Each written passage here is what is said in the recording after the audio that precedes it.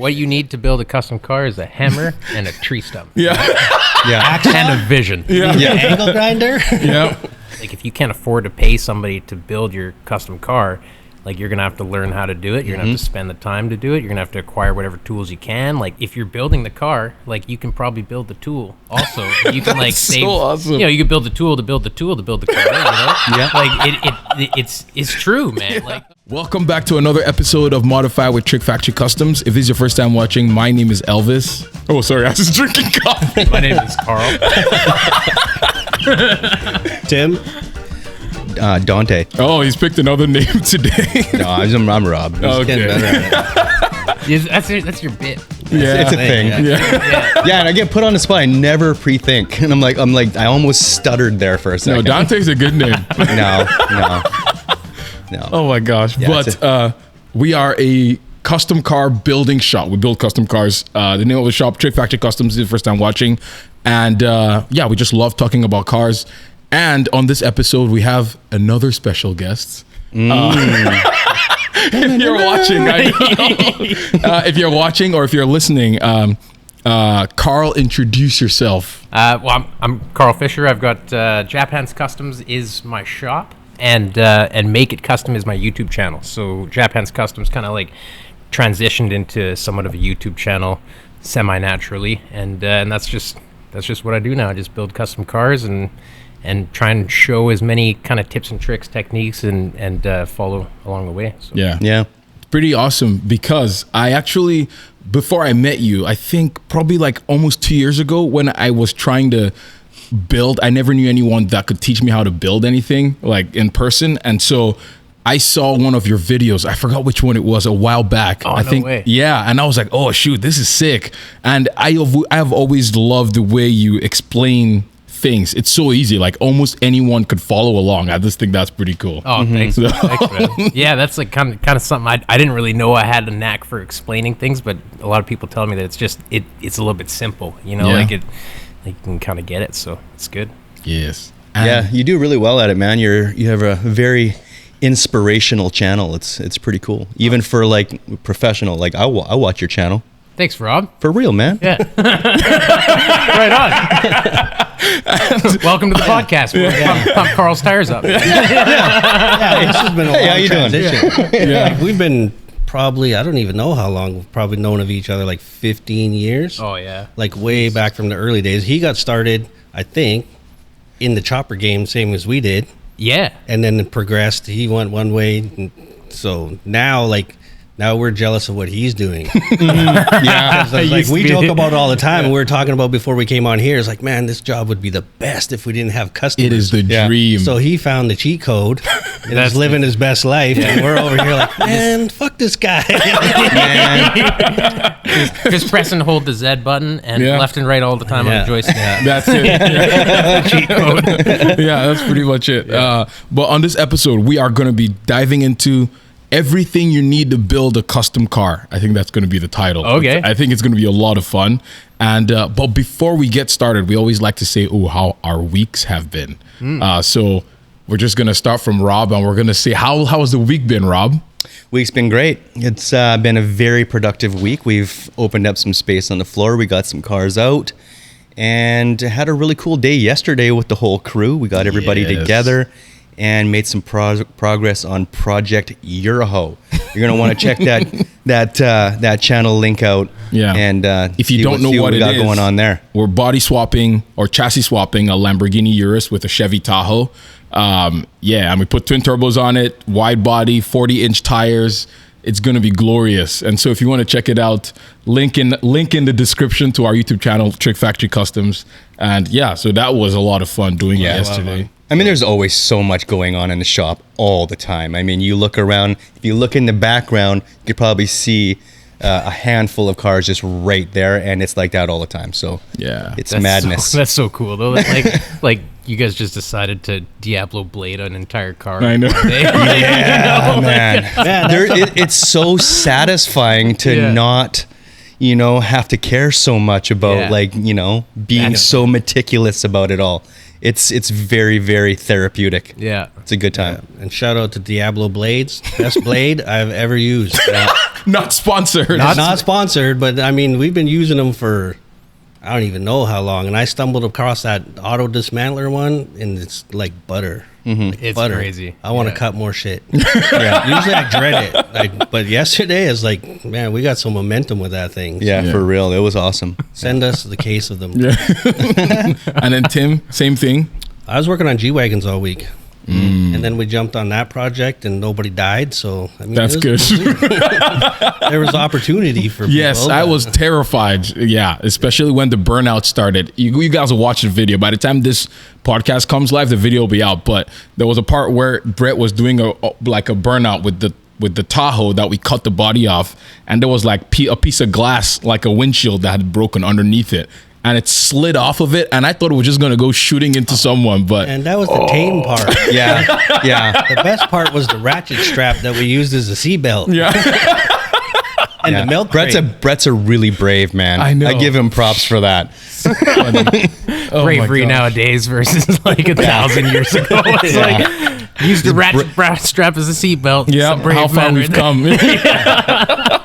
Brave or stupid? I don't know. And then what about you, Carl? What's been going on? Oh man, it's actually been a really good week. I've got one project out in the shop. It's a COE cab over fire truck that we've swapped onto like a 15,000 pound tow truck chassis. Oh, shoot. And mid-engine LS with 4L80. And so I like finally got the steering all hooked up and the Hydro Boost brakes and everything. Got to drive it out of the shop. So it was a momentous Momentous occasion. day. That's such a huge moment. Yeah, like there's like a hole where the shifter used to be, and so like I've got the throttle cable like just like it's just Actually? the cable's just like hooked to the throttle body, Dude. And I'm like, we got brakes, we got steering, like we're driving. Yeah, we're You know, driving. and, like, 2 out of 3 things is always good enough. That's like sick, coolant's not hooked up, nothing. We're like taking on the road. Like, Yeah. just, dude. That's so cool, man. Any burnouts? Yeah. Obviously. Oh, okay. I mean, and obviously you captured all this. You made a video of it. It's coming. It's It's coming. sick. A lot of, You're gonna have when to check out Make It Custom on YouTube for that, I'm sure. do that for sure. Yeah. Yeah. How long until like this airs? A couple weeks. 2 weeks, yeah? Yeah. Okay. Yeah, it'll be out there. Sick. okay. Yeah, sweet. Yeah, I look forward to Yeah. watching that. That's Yeah. pretty cool, man. Yeah, it'd be sweet. Yeah. Yeah. that's We get pretty all of our sick. footage. Like what you'll see any driving footage on the channel where it's like we're driving and like ripping down the road. You like wonder like how is he getting that shot?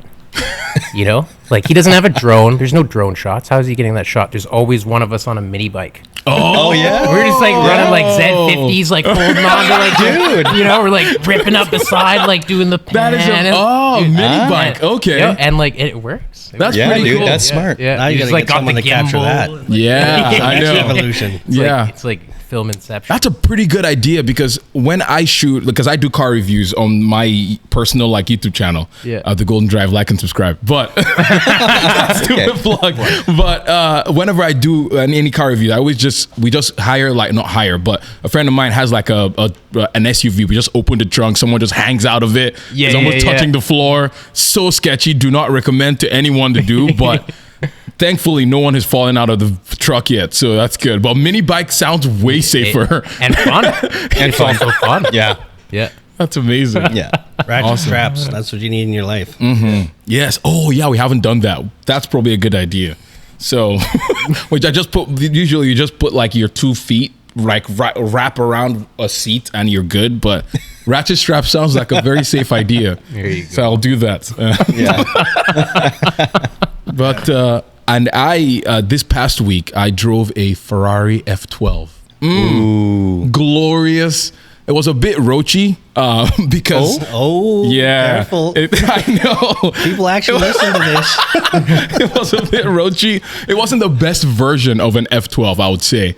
And it was cut up and it was made a wide body. So wide body Ferrari F12 with like frequency intelligence exhaust. Mwah, it sounded glorious, but it was just kind of roachy. So that was a lot of fun, and I just love the V12 Ferraris. Oh Yeah. Probably one of the nice or best sounding V12s that ever Yes. exists. I mean, Ferrari's been killing it in that department forever. yeah. And so it's going away though. So yes, we only have a little bit of time, but that was still a lot of fun, but that's pretty much it. I think that's what I was up to. So that should be a fun video to make. But yeah, and then also helped with the Eurohope project, so that was a lot of fun too. Yeah, it's pretty good. Yeah, but with that said, we are going to dive right into this video, right into this topic actually, before, as we're getting started, Carl, just tell us how you even got started in cars. Oh man, I mean, I guess I was like this. I don't know. I was really young, man. I guess you got to go back like as far as like 4 years old. Like I was ripping apart remote control cars and kind of like tearing into anything I could. Then it was like mini bikes, gas powered scooters. I was very interested in motor powered travel because I was a very round young person. I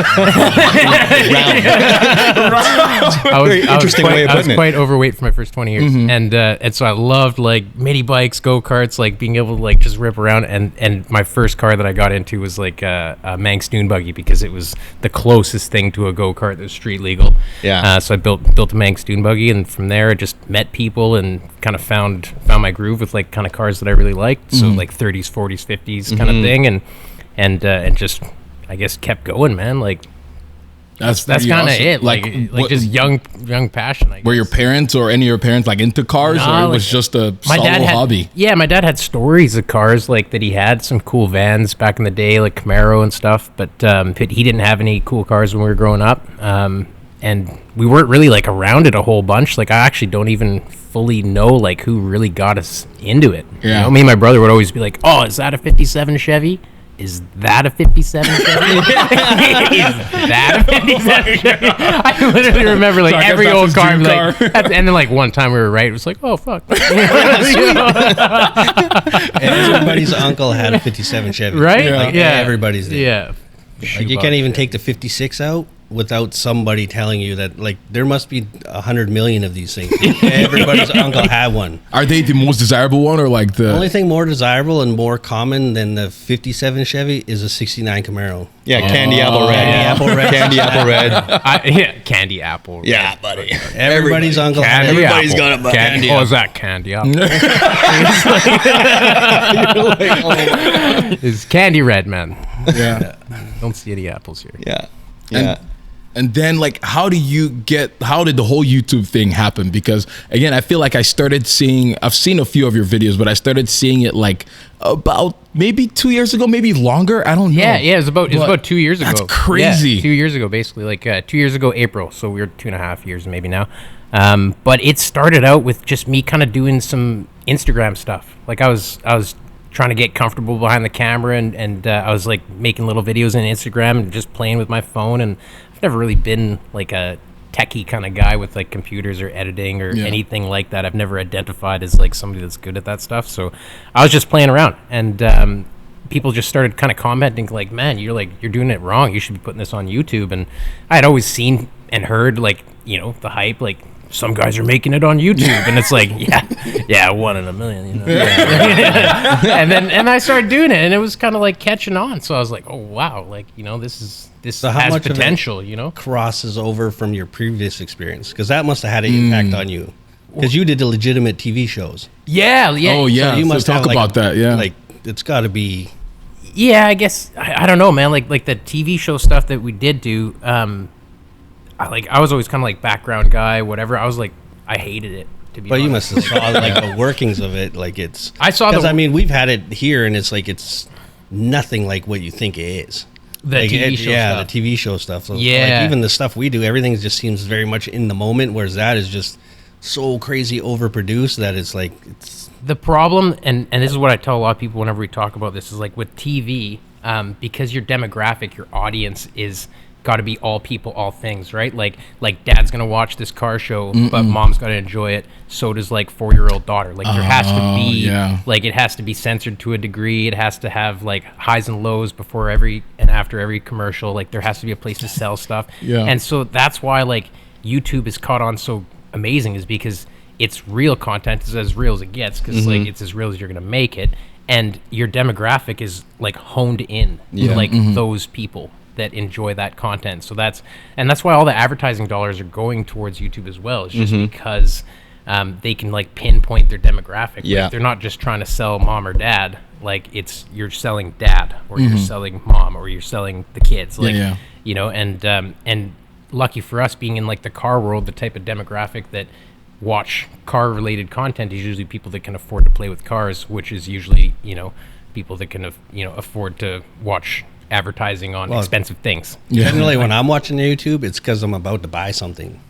Yeah. So I'll search out somebody that's either used that product or had experience with it, and then because I'm looking to buy it, so I'll go to YouTube for like a very honest review of something, or seeing somebody actually use it. So like there's decisions that I've made in my projects where it's because I've watched this guy beat the shit out of this week after week, and it's like that's the one I'm getting. So it's like, yeah, it's very much what you're saying. It's good, honest information. Yeah. No matter And there's what it's almost unfiltered. I mean, they do censor the cursing and all of that stuff sometimes, but for the most part, it's unfiltered information. Yeah. And you don't have to go through a whole board of directors and people telling you and cutting things that you can or can't say.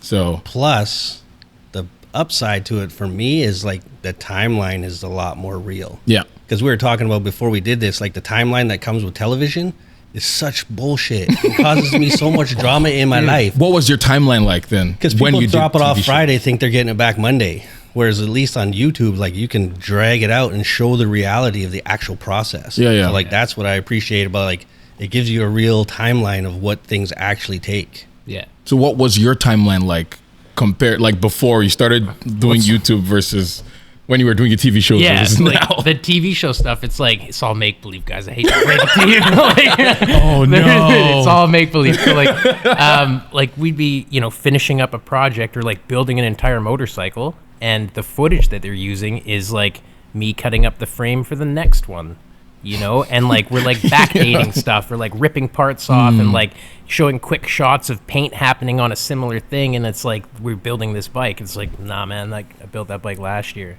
You know, like, we just repainted it because like we have like a month to get another episode out, you know. Yeah. So interesting. Yeah, and you'll notice like everybody on TV. Here it goes. I'm gonna get all the hate for this. Exposing the secrets of I know. automotive television. Exposed. But everybody wears the same shirt.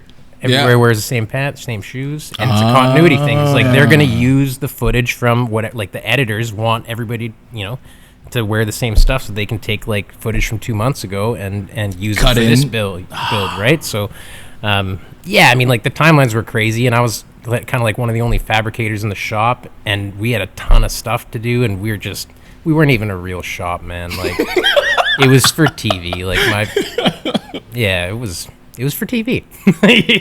That was But it. you have or had your shop where you worked on customer cars. Right. Okay. And so yeah. what was that like? Like how We didn't long have a did you TV show run it? there. Yeah. No, like the only TV show that I was on was like on it was like motorcycles in Arizona. okay. So we were part of Biker Battleground Phoenix. But the shop that I was running, like Japhands Customs, like we didn't do a whole lot of like complete builds. It was mostly metalwork we specialized in. So it would be like doing all the rust repair, doing any like panel fab, chassis fab, that kind of stuff. But yeah, I mean, I didn't really have like crazy timelines or anything. It was just like by the hour, you know, for the metalwork. So you never did like any full like car builds or anything? Oh, wow. Okay. No, like no completes, man. There was like one like right at the end that we're like, it's getting completed now by another shop. But but like right when we got shut down by the city, that you know, stuff has happened before, you know. Yeah. But like, did you go to school or fab school or any of that? Like, did you go to metal? No, I took welding back in high school. Yeah, I took a couple of like weekend courses here and there, but no like formal training. Like I don't really know that there is much other than like Wyotech I've heard of in the States. I looked into that like when I was really young, but there really isn't much for like formal training other than like auto body tech type things, and you know, like Yeah, we get asked that all the time, and the crossover really isn't there.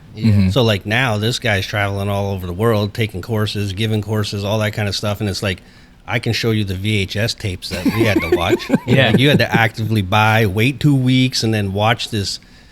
Oh man, some of those videos, this one video series in particular, the guy's voice was like put me out. Ask Rob. Like, So I'm the gonna video come in, right like, out okay, and we're say gonna who do it was. It was Ron Covell. Oh, I love that guy. I mean, the guy is a phenomenal metal worker, Yeah, but he's like, crazy. geez, His put you to voice, sleep, man. like every time it's like, Like it's Was it like just like it's almost like sleep I love therapy. you, Ron. Yeah,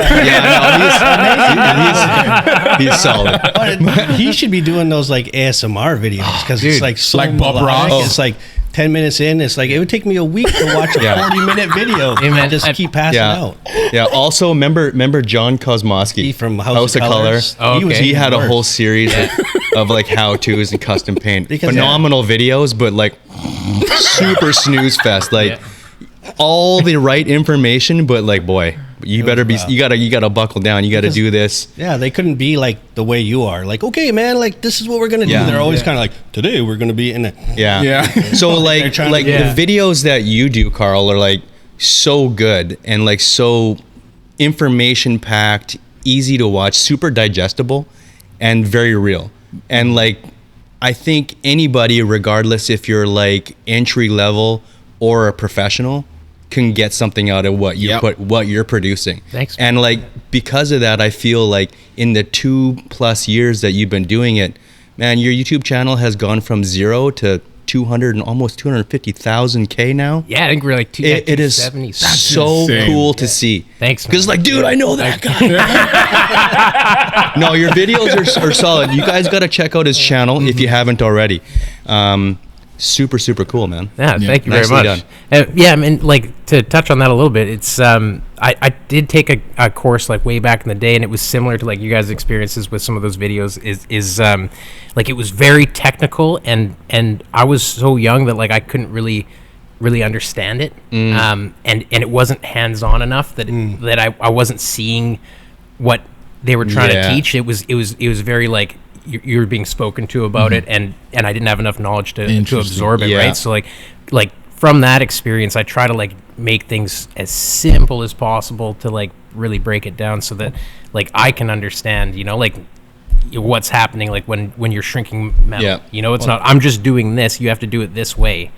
It's like why though? Like Yeah, what is actually why? happening? That was the part that you know was tough to always glean out of that because you would take that information and then go try to do it. Yeah. And they're like, what am I missing? Why is this not working? And then you're just sitting there like, come on, he's got to say something. Like, I'm missing a small part of this. Yeah. And then it's like, you know, you'll have to watch like another video where he briefly touches on the part he missed in the last Yeah. one because he's not really doing it. It's like in steps, like, okay, and then we did this. And then it's like jump cut to another. And you're like, I'm missing something in here. So like when you get to watch somebody actually do it in the moment all the way through, it's like you're, even for us, like we do it, but you're still, there's little tips and tricks and little things you can glean from Yeah. the way other people do it. And they're not really cheats. It's just a different way. And it's like Yeah. picking up those, you're like, fuck, that's genius. Why didn't I Yeah. do that, man? Like, Yeah, I've because been we all doing- have our own way of doing things, right? And there's, like, we say it a lot, like there's like thousands of ways to get from point A to B, you know? And like maybe the way you do it's different than the way myself, Tim, or anybody else will do it, but like doesn't make it wrong or it's just different. And like there's like a little moment, like a little glimmer there that you can like take from that and be like, okay, cool. Yeah. And you can go and do your thing. But like the cool thing about what you do and like YouTube and everything is like you can break down like a really complex subject matter into like multiple videos, and this is like a full-time thing for you now, and you get to put all this great content on there and like actually teach people the, you know, this is how I do it and you can do it too. Yeah. Yeah, Absolutely, it's super yeah. cool. And the way you do it is pretty admirable too, because like a lot of the stuff that we do is like we get immediately dismissed. It's like, oh, you got this crazy fucking thing. Of course you can do it. Yeah. So Yeah. it's like approaching it that way is like obviously where we're doing things now, there was a progression that we did it that way as well. And the reason we've had to progress to this stuff is to do it faster, to make it, you know, Efficient and affordable. It's our job. Yeah. Yeah. So it's like that way is like if we get dismissed, like I say so many times, where it's like you watch your stuff, like you can do it and you don't need crazy amount of tools and money and all this type of shit. And like we joke about it all the time. Like we used to do shit with a hacksaw hand drill. Yeah. Like we were looking at some stuff earlier. It's like it looks crazy, but it's probably 30 hours. Yeah. But you can do it with rudimentary tools. It can be done. and make this crazy amazing part.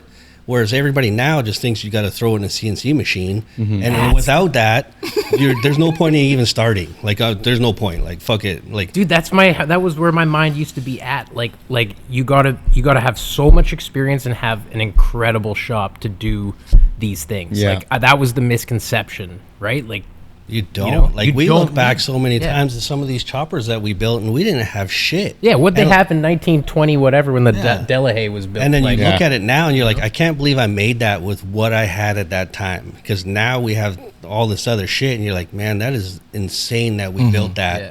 with nothing. a We didn't have grinder shit. and a drill press. Yeah, Yeah. in a hand file. And like, I literally joke about it. Like, I'll spend a whole day hand filing this to perfection. Whereas now you're like, I wouldn't do it. Like, it's like we'd have so many cheats now, but it's like I have such an appreciation for that stuff, and because I did it. Yeah. But people just, I'm gonna They get on. get- I'm they get gonna dis- get on a rant. They get so discouraged. Yeah. Like, I had a kid approach me at this Cars and Coffee, and by the time he explained to me what he wanted to do, it was like, you're building a Le Mans car. Like, just take a step, maybe focus on one thing first, Yeah, yeah. and then progress, because they Yeah. get so in their head that even while they're telling you what their dream is, it's like, oh shit, I'm never gonna get there. And it's like, buddy, just start with one thing and then the next, and eventually over time you'll get there. You don't need all this crazy shit. Yeah. Like, your car's not going to be my car, because my car took me 25 years of like blood, sweat, and tears and experience to build. So you'll get there. Like, I didn't do this yesterday. It took me forever. Like, even just the financial side of it. And it's like, these kids get so in their heads that they just don't do anything. And it's like, it's disappointing. So it's like, we talk about it all the time. And then when we see your stuff, it's like, I think it gives people a chance. Like, oh shit, I can actually do this. I need a hammer and a tree stump, and I'm making shit. Yeah, So totally. it's pretty cool. But it's like, yeah, it's wild, man. I So what appreciate you it. need to build a custom car is a hammer and a tree stump Yeah. Hacksaw? and a vision. Yeah. Angle grinder? Yeah. But yeah, so like they were talking of the things that you build, but how did you get over that part of, like, I don't need the fanciest things or the biggest CNC machines and 3D printers and all these crazy stuff to build cars? Like, Yeah, I guess like the 3D printers and the CNC machines and stuff. Like I like that stuff now. Like, I'm kind of getting into it because it's a new thing to learn. But yeah, I just like grew up without having, a lot of money. Like, I've never really had, excess money to just blow on whatever. So I was always looking for ways to save a buck and use what I've got to do it, right? Like, if you can't afford to pay somebody to build your custom car, like, you're gonna have to learn how to do it. You're gonna have to spend the time to do it. You're gonna have to acquire whatever tools you can. Like, that's kind of where I always have been. Yeah, yeah. Like, I've got lots of tools now. Like, the shop's pretty equipped, but a lot of the tools I built as well. Like, Yeah. if you're building the car, like, you can probably build the tool also. You can like That's so save. awesome. You can build the tool to build the tool to build the car.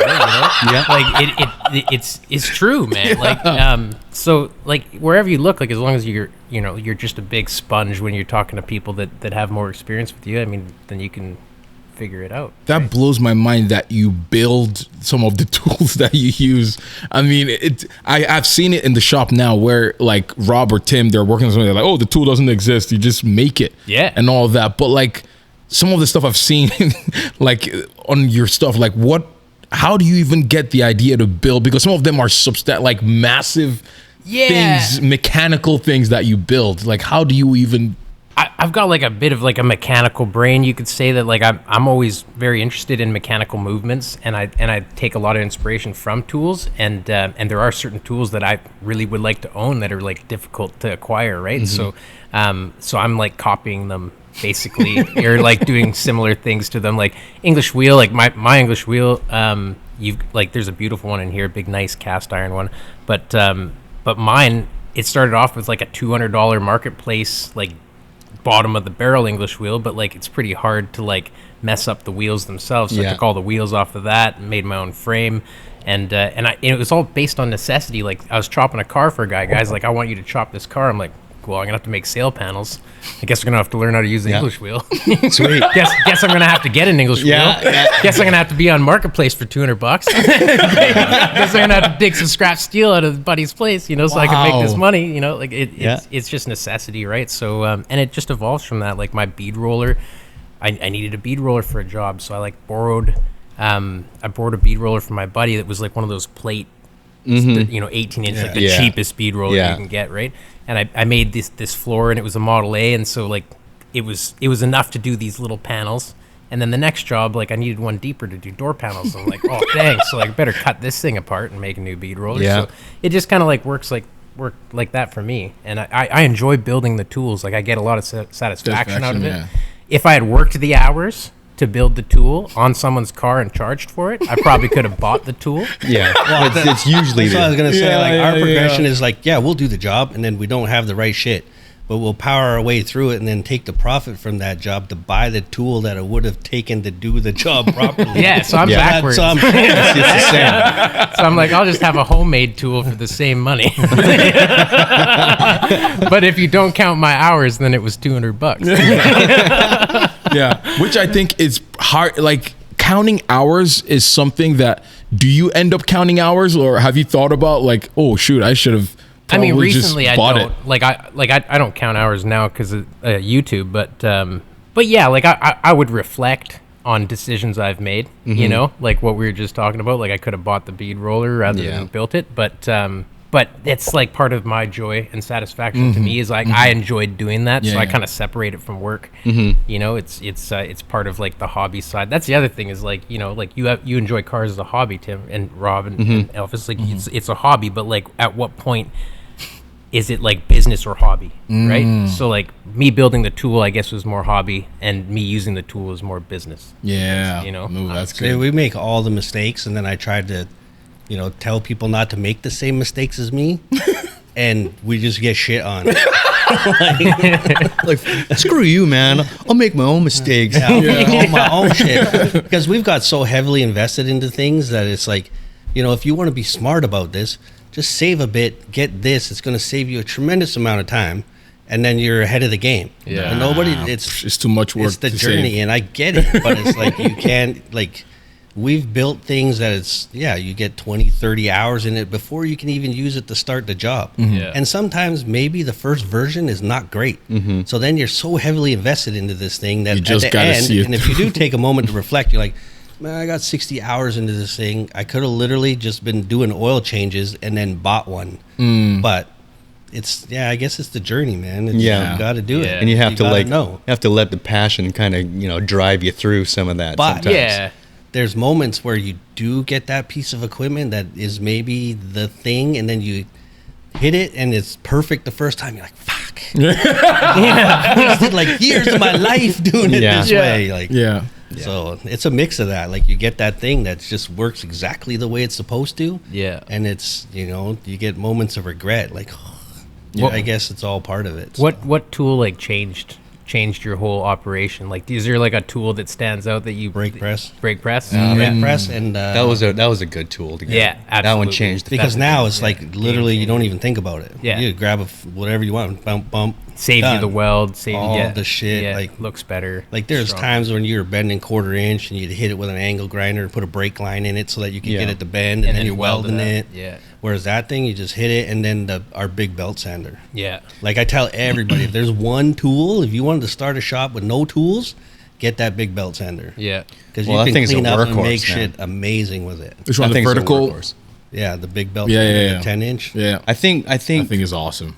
through, you know, artistic creation, I think the English wheel was probably one of my favorite tools. Yeah. Like it Game really changer. opened up the potential for like really like just rad curve shapes and Yeah. things like that. Like Because you're we like, came from oh, nice. industrial fabrication. Industrial fabrication is essentially like Legos. Yeah. Like Yeah. you're fixed to like 5 specific shapes. Right. So then once you start getting into wheel and metal, it's like things become organic, and that's when they take on that, you know, we all talk about it takes on a soul, and it's, you know, this beautiful thing that has all this time and effort into it, whereas you start welding square tubes together, it looks like you welded square tubes together. Yeah. You know what I mean? What So about you, Carl?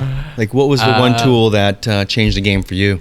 I mean, like any of the shaping equipment for sure, game changing. But but as an overall tool that I was like, whoa, I can't believe I lived without this was the CNC plasma. Oh, Like being able man. to just like, because like I'll think and draw like stuff out and make a template and then start cutting it and drilling and Yeah. all that kind of stuff, and to just like put those dimensions into a file and just like hit Yeah. go, it Yeah. changed everything. And like just ways to like shortcut measuring because you can just kind of do it all. Yeah, So- for real. That's a Yeah. that's a real tool. That really is amazing. We had one at one point. We got rid of it. We just didn't and use we've it been enough. talking about replacing it ever since. We still don't have one. Oh, they're Yeah.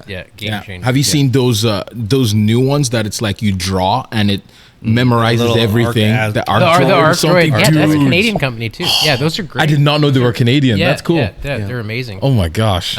They've got like a little pen, so you can, Yes. like you can hit like make your own nodes on stuff. Mm-hmm. Yeah, they're really neat.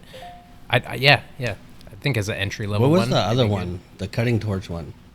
Remember that one from good. school? Pantograph. Yeah. It was that like did You yours made a have, like, pattern and then it followed the Yeah, eye. yeah. Or did you have your? Well, I had both. One had a pin, and that was in the fab shop, and the other one had the eye, where you had to make a really crisp line and it would okay. follow it. Yeah, the pin one is that where it you had actually to make traces? a trace. So you had to make the It's a pattern first. magnetic roller that Yeah, goes and it around just it. follows I have around. one of those Yeah. still. Oh yeah, really? Yeah, man, that was like my early before CNC. I was like, I can just make one piece, and I could make 4 pieces. Yeah. Like, Mind blown. Yeah, for real. yeah, I got really good at like setting the torch so that it'd be pretty good. You can't do holes and stuff with those really that good, but they're sweet. Yeah, anything to speed it up. Yeah. And so what's your build process like? So because you have a few cars that or a lot of cars that you've built, but what is your build process like from like conceptualization? Yeah. I don't know if that's Yeah. a word. Yeah. To actually Yeah. reality. Well, once we conceptualize, Well, I mean, I don't know. Like I'll do like a sketch, like I'll just draw it on a piece of paper, and then we start thinking about all the different parts that we're gonna need to do it and source that kind of stuff. But I mean, for me, mostly it's like kind of like one thing always leads to the next. Like you start building the chassis and the next piece. Like I don't know if you guys, when you guys are building here, because you guys are a big shop that does a lot of builds, like you pretty much have a plan for the entire build. Yeah. As the Yeah, first thing more or that you less. start, right? For me, for my own personal cars anyway, it's not so much like that. I'm inspired by like the pieces that I find for it, and like that's and pretty it's cool. like, Okay. I find these headlights is like, whoa, those will be wicked. Like those will only be cool if we mount them like this, and so like there isn't like a complete vision. I guess in some cases there sort of is, but it's all very loose. Like is so I'm cool. super Yeah. loose with all that stuff. I'm just kind of like Yeah. go with the flow. It's like that motor is cheaper. We'll just like buy that one then. Go that's from Like there. I couldn't find a Cummins today. Like I'll just like pick up this motor that's down the road. like this is the opposite of our last one, because our last podcast we talked to Ash Thorpe. He did like the Batmobile, all the Hoonigan stuff, and it's Yeah. like that stuff when they do the concept is like everything is done. Yeah. So it's like your side is the opposite, more almost like an artistic approach, and we were that way in the past. It's like we got this part, and it's like, oh shit, now we got to change. We're this. still that way. Yeah. Rob Just on a is. different level. So now it's like that evolution, and shit gets crazy every single time. Like it's just so out of control, no matter what we do. So I think that's, your side's a little bit different than this side, but it's the same. It's just different technologies, different everything. Because it's like, oh, this is in the way, we got to move it. But now it's like carbon fiber and CNC, and we got to 3D scan it, and it's like, but it's just it's weird. It never turns out the way it starts. No. No, and I say that's totally relatable. Like, Like, it it's the never exact same, but just slightly different scale, I guess. I mean, we're Yeah. doing it as a business, so we kind of have to be like a little bit more focused.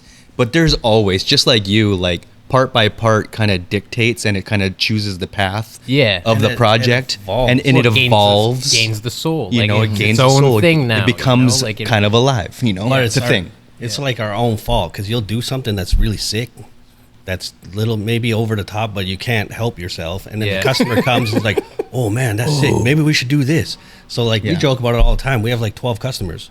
They never go away. They just keep bringing it back and like, "Oh, now that you did this, maybe we should do this. Yeah. We should Yeah. do this and this." And you're like, "Man, I just want to work on something different." Like, That's just where the one thing leads to the next. Yeah, Like you it's like- elevate one part of it, one and then part you of it, want and it it just to have some spirals. continuity throughout, right? So It gets wild. yeah. Yeah, so if anybody watching out there is thinking about how they get into a project, start with one thing and just let it grow and become something completely. Yeah. And you will be poor forever. Yes. But you will be creatively satisfied. You will Yes, have, that you'll is have more no important. money Exactly. for drugs. Yeah. I know, honestly, I'll afford At it. this point, drugs are cheaper than car parts.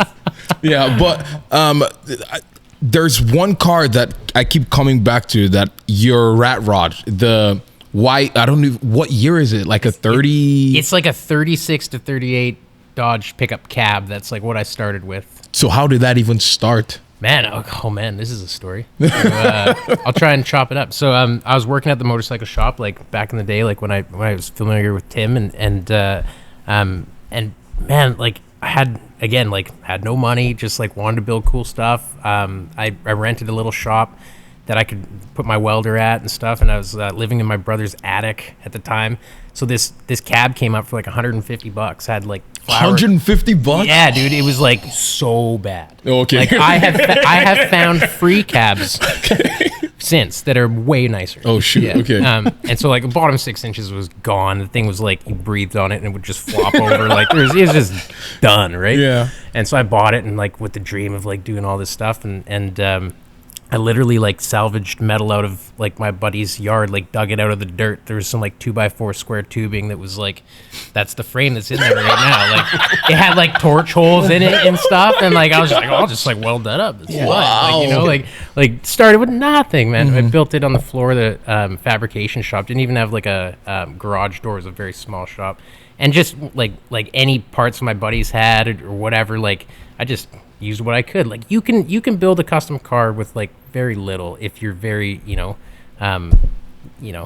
creative with the ways that you get your parts and like what you do to them and that kind of thing. So it just sort of steamrolled, right? Like it just snowballed, I should say. It snowballed into what it is now. It's been built a couple of times. Like it went to the Langley Cruise-In show and Jimmy Shine gave it an award for whatever. So the next year when it came back, I was like, well, I better make it actually like what I want it to look like, you know? So it got full redone after that.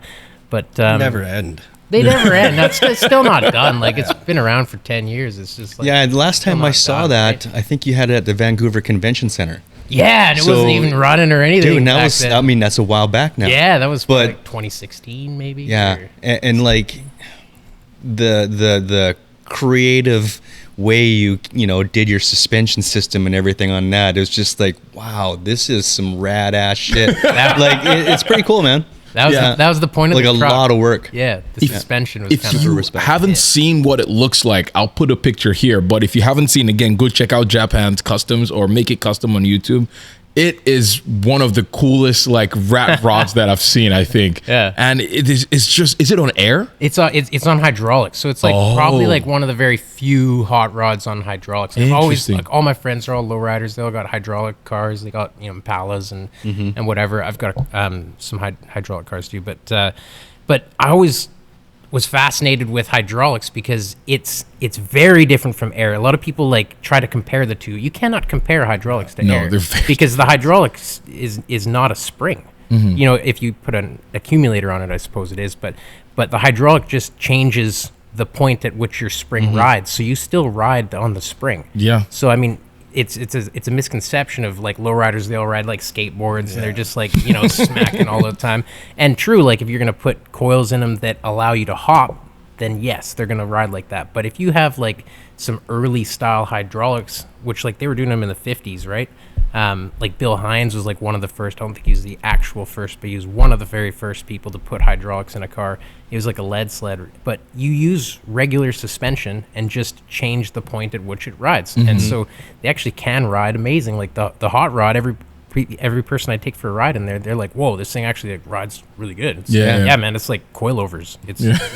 It's like a normal vehicle. That's pretty amazing. Right? The front doesn't ride the greatest because I choose form over function on the shock aspect in the front. But that's the one thing that could be upgraded. But yeah, hydraulic all the way around and no air leaks. You don't hear a compressor. That compressor noise, man. You like fast. walk up to Yeah. it and it's like it charges itself too. It's not like this like a lowrider. You got to charge the batteries every once in a while, but mine's just got a big alternator on it and battery isolator. So I've got one 12 volt battery for the truck, one 12 volt battery for the hydraulics, and it's just like a standalone, never have to touch it kind of system. Yeah, like he also said it's fast. That's something I also prefer with the cars that I've ridden and that have hydraulics versus air. Yeah. Usually air, it takes a while. You have to break, and then it rises up. Now Right. there's faster, but for the most part, hydraulics are always faster. It's right there. Yeah, and it goes right up. Yeah. So I just think that's pretty cool. But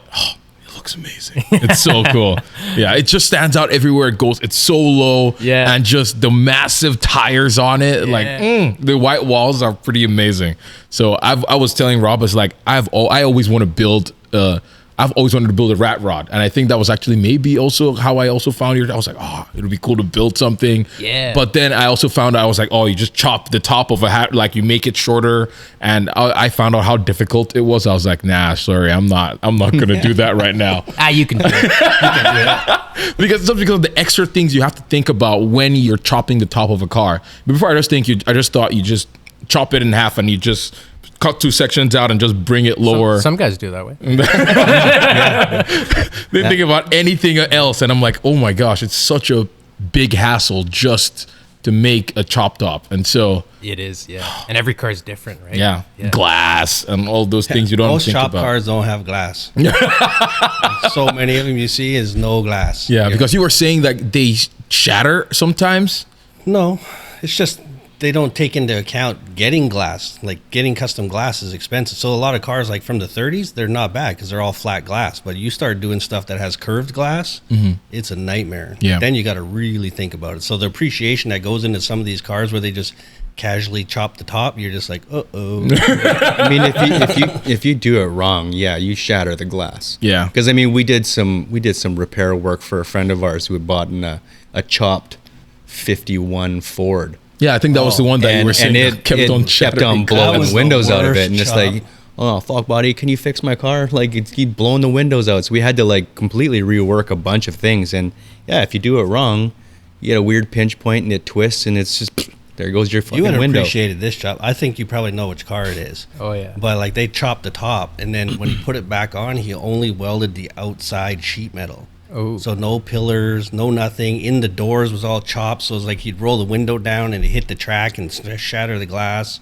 It would pop the windows out because the thing Yeah. Twisted. it was a little so bit. bad. But that was one of those things where he came to us like, hey, can you chop my top? And be like, yeah, it's going to be $10,000. We can't start it for 3 or 4 months. Oh, Yeah. shit, that's crazy. I got this guy. So he went to that guy. It ended up costing him, I think, twice as much. Yeah. Took 2 years. And then it finally got to a negative point where it's like, I want my fucking car back. And then he went and got it. And then it was just butchered. Man. There's like the where the back, when you lay the back window down, I think it was probably that thick in the middle. Oh, man. And then just at the front A-pillars, just the outer skin was welded. Yeah, It wasn't that- even attached to Oh the Chops my are gosh. tough, man. Chops are tough. It was bad. It was really bad. Yeah, especially with a curved glass car. Like something that a lot of people don't think about is like a curved glass car. Like they'll chop the top and be like, okay, I'll get a windshield made for it. Okay, you can do that. That's very expensive. Yeah. So if you're gonna chop a curved glass car, the secret is that you have to chop your glass first. Oh, chop your- interesting. You chop your glass and then you chop the car to the the glass. glass. What? That a good is tip. that's a for real tip, man. Because like otherwise, you're not gonna tip it in the right spot. Because like when you cut a window down, you know you're cutting it vertically, but then the sides how they tip, where are those gonna sit in the channel now? Like they're not gonna line up with your weather strip nice or your windshield rubber. Yep. So you actually chop the glass first, and then you have to articulate the pillars and the roof to is meet such a the good glass. tip. or Yes. else Come it's on, not man. gonna I work. watched Kin dig it. They just peeled up an aluminum one. They sent it out. The glass Okay, came you back. can do that. That's what I mean about making the glass. So like you can make a mold for your glass, send it out, get a glass. But Piece of cake. Just English wheel up a plug for it. Send it off to Easy Australia. peasy. Get a glass made. Sent back. yeah, $10,000, $12,000, $15,000 later, you're all set. man, you're so on the money with that. I know, That's right? exactly. What I had a friend who he like lives right by a golf course. He has like a chopped square body Chev, and a golf ball No. hits his glass. Right? He's like, hey, ICBC, you're my insurance company. No. Like you got to get me a glass. They're like, okay. So they send it to Crystal Glass, and they break a window. They break another window. Like, okay, this is obviously a truck that was not cut glass and then made chop. So they sent it out like 2, 3, 4, 5 times locally, trying to get glass, and no, like every window was popping. So they had to ship. I don't know how they did it. I don't remember if they shipped the truck down. Anyway, cost $15,000 to have a custom glass made specifically for that chopped truck, and then ICBC made a contract to the owner that said, "Here's 2 pieces of glass. We're going to get 2 custom pieces of glass for you, and we do not cover your glass anymore." No. Oh yeah. Yeah. Oh, Which I think that's pretty fair. That's pretty sweet. Yeah, to that be they honest even with you. covered it to this. Yeah, they 5 covered it. times. Like it cost over 15 grand. Like the truck wasn't worth 15 grand. Oh shit. And 15 grand for the glass. They got 2 pieces out of it. And they said, "Hey, you can pop your glass. Like you might want to move houses now because We're done, man. Yeah, that's it. We're out. Wow. Oh, too good. And then, like, what are some of your? We've talked about a little bit of your fabrication tools. You've mentioned 1 or 2, but like, what are your can't live without tools? Like, I want to build a custom car. No idea how to get it done. What are some tools that you recommend? I'd say like if you're working on your own car at home, you got to have like grinder, welder, drill, that kind of stuff, like basic stuff like that. But things that are specific to building custom cars, the first thing I would do is probably like a basic bead roller, a basic shrinker stretcher, a basic English wheel. Like you can do a lot with the basics, especially if you're just starting out. So I would do those. Like you can do tons with a bead roller. You know, like as a novice, like getting into it. Bead roller's pretty crazy. Yeah. Yeah. Like once you start getting into tipping dies and stuff like that, Right. you can make some crazy shit. Yeah. You know. And guaranteed you're gonna be doing tons of like patch repair, rust repair, Yeah. that kind of stuff. So like putting beads in something's helpful, putting flange in something is helpful. So I would say that's like kind of a good like inexpensive entry level thing that you could get into. Yeah. The shrinker stretcher is also kind of a must for me because like I they're would cheap say enough so. that anybody can afford one, and you gotta have one. Yeah. Yeah, it saves so much work. So Yeah. yeah, I would say those. And aside from that, getting into shaping, I would say like a stump and a hammer, like for real, like Going back to there. I mean, I forget. It might have been Ron Covell or like I think it was Ron Covell. Somebody asked him on an interview like, "What's like the tool that you can't live without in the shop?" And his was like the stump and the hammer. Wow. Yeah. Because you start arranging panels with that, like Yeah. you know, it once you do a paper pattern, it tells you where you need work. Like the stump and the hammer is the first thing you go to, and you know, not all shapes need to be brought out by the English wheel. You can kind of just use the wheel to smooth things out after you've, you know, made a mess. Yeah. Yeah. Yeah. And again, if you guys want to see more of this, like especially him showing you tips and tricks and all of this stuff, check out his channel because he has a lot of videos on how-tos and they are just brilliant. And so check it out because that's another way I feel like YouTube University. YouTube University, amazing. man. Yeah. I learn a lot from YouTube. Yes. And Yeah. yeah, we try to put it out there too. And I sell stumps and hammers. Yeah. We call it the Mother Tucker. Yeah. That's amazing. And then just one of the final questions is any people that you look up to for like like you follow Instagram, all of that, like people can also go follow to get inspiration and Absolutely. Okay, so for me, one of the big ones is my friend Christian Sosa Metalworks. I'm actually wearing his shirt perfect. today. Yeah. Yeah, check him out. He's awesome. 2018, I took his metal shaping course, and it kind of changed my life as far as opening my eyes to how accessible metal shaping really is. I watch him, Mike Wagner, Cornfield Customs, Bespoke Coach Works in Australia. He's a coach builder.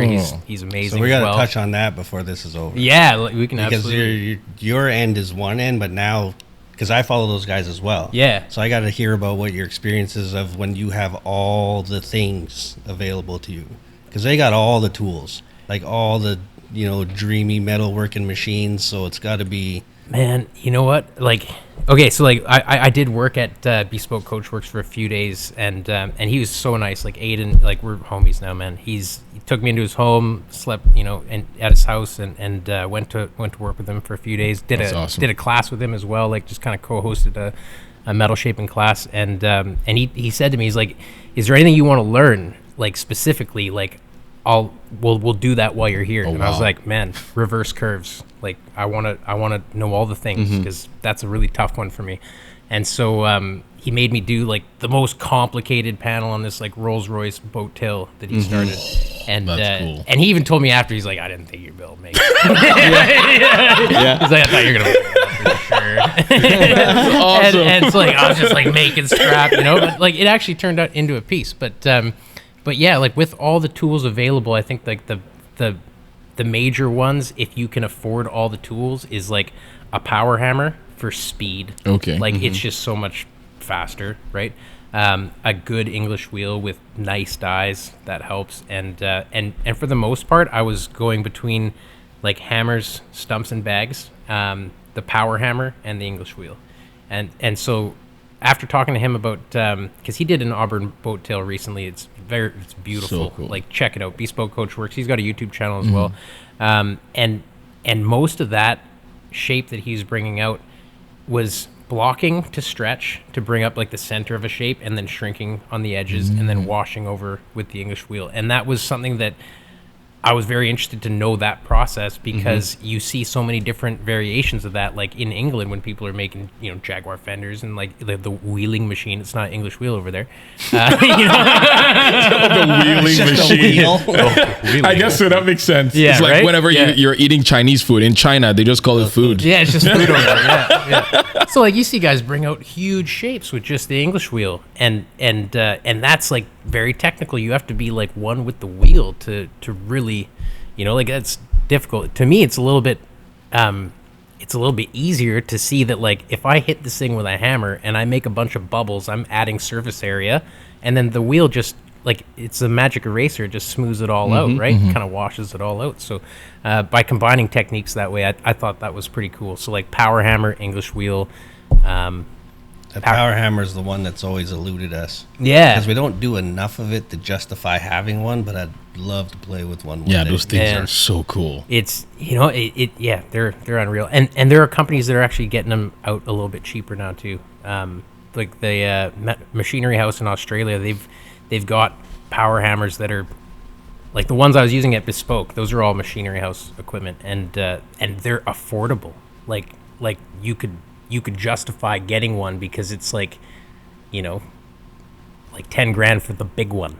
Oh wow. You know, instead of 50 plus you have to buy all the dies, right? So they've actually got a smaller one there that Bespoke helped. I know we're like running on the end of this podcast. No, right now. you're good. Keep Okay, going. cool. Keep going. There's this one machine I was like particularly kind of I'm gonna get one now because it's incredible. That whole Auburn that he built, if you check it out, it's like a power hammer. It's about this big.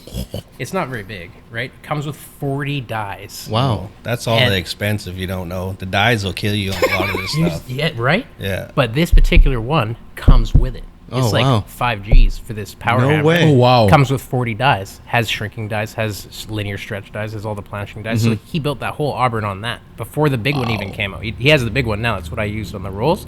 But this little one built that whole Auburn. That and an English wheel built the whole car. That's pretty amazing. And people like he says that all the time to people, and guys are like, no, there's no way. There's just no way. Like, you're lying. There's another shop that you go to build this stuff. And Wow. like, this is a facade just for that company or whatever. It's not, man. I was That's there. pretty I looked amazing. at it all. It's like, I'm going to get one of those machines. That sounds good. We'll have to touch on that a little bit later. Yeah. For sure. That's cool. But you actually did a little video series making your own power hammer. Yeah, I did. And the dies. Oh, Dude, yeah. that was like just before I went on that trip. Is that right? I was like, never used one of these machines. I better make one. Yeah. You know? That's cool, man. Yeah, That's super cool. I love doing that stuff. Yeah. You know, I just kind of challenge myself, like without going to the store, can you make a power hammer out of your scrap metal right That's now? insane. You know, like do it without, don't use your machining equipment. Don't use, you know, I didn't use a lathe. I didn't use a milling machine, and just like angle grinder and a file and a, you know, drill press. Like, can I do it? And it works, man. Like, there's no bearings or bushings in anything, so it's a very loud, clacky machine. but Yeah. it works. But dude, it totally works. It totally works, Yeah. man. That Yeah. is So so there's no awesome. excuse, man. no. Other than, you know, just let your creative just run. Absolutely. Go for it. Yeah. Awesome. I think anything else? Like, I feel like we can talk for hours. We've been talking for hours before this podcast. Yeah. But yeah, if we can have you on again at some point in the future. So if you guys have any questions or anything, leave it in the comments below. Anything else from you guys? Hacks on a hand drill. That's all you need to make a custom car. And a positive mindset. Yes. I think that's like the biggest thing, man. Vision, mindset, and nothing will stop you, man. Yeah, for real. Yeah. And check out his channel again for a lot of tips and tricks on how to do all of this stuff, because it's pretty amazing the amount of stuff that you've accomplished. And it blows my mind. You made your own power hammer like that. That is so cool. Yeah. Loose. Yeah. So if you liked this video / podcast, leave a thumbs up, subscribe to our YouTube channel, check out Carl, Japhands Customs, Make It Custom. There's like, the names are so many. Yeah. Because initially I was like, what's the difference between Japhands Customs and Make It Custom? Yeah. I'm like, I thought your channel was called Japhands Customs, but it's called Make It Custom. Yeah, I just wasn't sure. Sure. Sometimes I go to Lordco and they're like, "Is that racist?" I'm like, "I'm half Japanese." Oh, you are? Yeah. No way. What? I did not know. Oh, you didn't know that? No. I don't mess with Japanese cars, guys. Like, you know, my mom was born in Tokyo. Yo. Yeah. That's the loophole. That's why I called Yo. it. That's why I called it Make It Custom. It's because like I didn't want people to be like, "Oh, I don't understand that name. Oh. I'm not gonna like and subscribe that." Yeah. I would have never knew you were half Japanese. Dude. Our shop is like the United Nations. You can sit in on some of our lunchtime conversations. Immediately canceled. It's so bad. Yeah, it's not safe for this podcast. So. That's amazing. Okay. We'll see you guys next week. Bye. Yeah. See you later.